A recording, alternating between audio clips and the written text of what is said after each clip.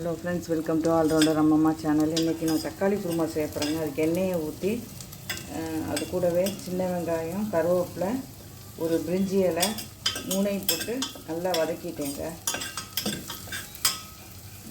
இப்போ அது கூடவே நம்ம கட் பண்ணி வச்சுருக்க பாதி தக்காளியை போட்டுக்குருவோங்க.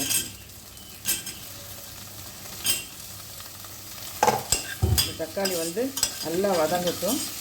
வதங்கினதுக்கப்புறம் பார்ப்போம். 4 தக்காளி எடுத்தேங்க. அதில் 2 தக்காளியை வெட்டி போட்டு இந்த 2 தக்காளி நம்ம அரைச்சிக்குவோங்க.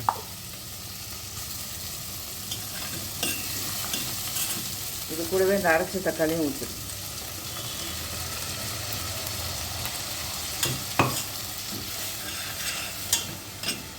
கொஞ்சம் இந்த பச்சை வாடை போகட்டும். இது நான் மிக்சியில் அரைச்சிட்டேங்க. கொஞ்சம் கேமரா மக்கர் பண்ணனால காமிக்க முடியல. இது என்னென்னா கசகசா, சோம்பு, இஞ்சி, பூண்டு, பட்டை, கிராம்பு, ஏலக்காய், தேங்காய், பச்சை மிளகாங்க. இது தாங்க அரைச்சிருக்கேன். இதை நம்ம இது கூடவே சேர்த்துக்குவோம். காரத்துக்கு பச்சை மிளகாய் தாங்க, வேறு எதுவும் நம்ம போட தேவையில்லை.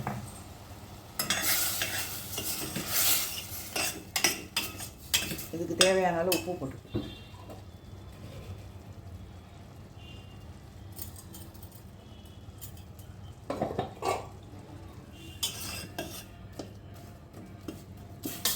இந்த தக்காளி குருமா ரொம்ப நல்லா டேஸ்ட்டாக இருக்குங்க. சாதத்தோட இட்லி, தோசை எல்லாத்துக்கும் பொருத்தமாக இருக்குங்க. சப்பாத்திக்கும் நல்லாயிருக்கும். இது கொஞ்சம் நல்லா வதங்கட்டும். அதுக்கப்புறம் நம்ம பார்ப்போம். வதங்கினோன்னு தண்ணி சேர்த்துக்கிறோம்.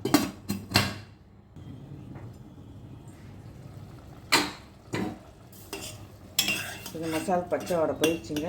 இப்போ இதுக்கு தேவையான அளவு நம்ம தண்ணி சேர்த்து கொஞ்சம் நேரம் கொதிக்க விடணும்.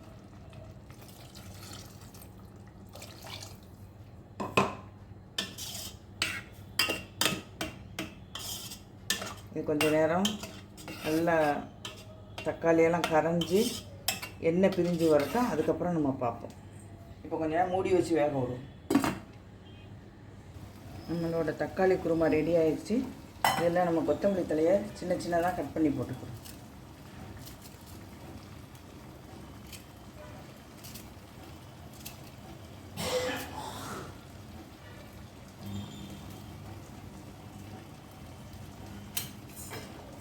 நல்லா மசாலா பச்சை வாடையெல்லாம் போய் குழம்பு நம்மளுக்கு தயாராகிடுச்சு.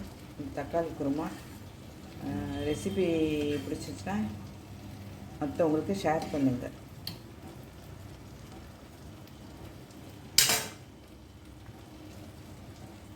தேங்க்ஸ் ஃபார் வாட்சிங்.